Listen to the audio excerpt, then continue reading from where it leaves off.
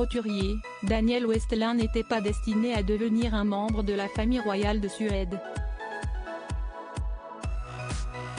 Et pourtant, nul se doutait que quelques années après avoir franchi la porte de son club de sport, la princesse héritière Victoria deviendrait sa femme. En couple pendant 8 ans, avant de se marier à sa belle, Daniel Westlund a dû subir une formation accélérée pour apprendre à représenter la royauté. Ainsi, l'ancien professeur de gymnastique a eu droit à des cours d'anglais, des conseils en communication dispensés par les plus grands entrepreneurs du pays, mais également des leçons d'histoire auprès du professeur Herman Lindqvist. Côté vestimentaire, Daniel Westlund a dû troquer ses pantalons de treillis pour des costumes plus habillés. Lors d'un entretien accordé au journal quotidien suédois Dagen-Nyheter en 2017, Daniel Westlund, qui a été accompagné de son épouse dans cette première mission au nom de la couronne, révélait à quel point cette dernière le motivait au quotidien. Elle a la capacité de mettre des mots sur les choses. Elle possède tant d'intelligence et de force qu'elle sait si l'on a besoin d'encouragement ou d'une tape amicale sur l'épaule. Nous sommes très différents, mais tous les deux sincèrement intéressés par les autres.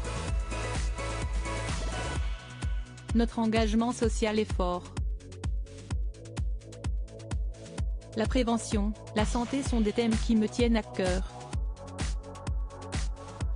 J'ai rapidement compris que mon statut était un formidable tremplin pour défendre ces causes.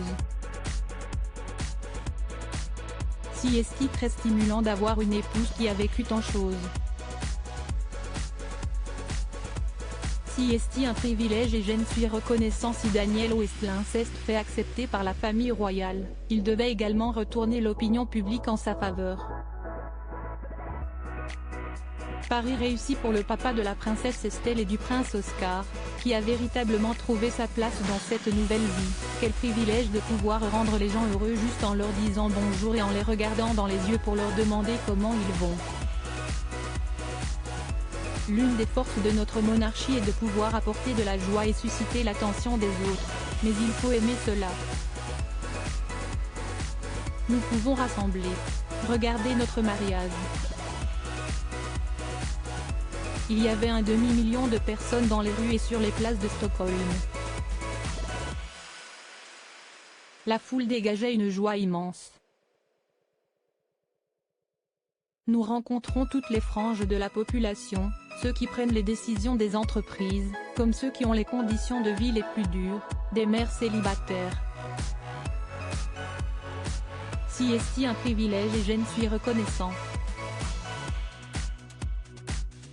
Je souhaite que cela nous mène à une connaissance et une compréhension plus profonde du monde dans lequel nous vivons.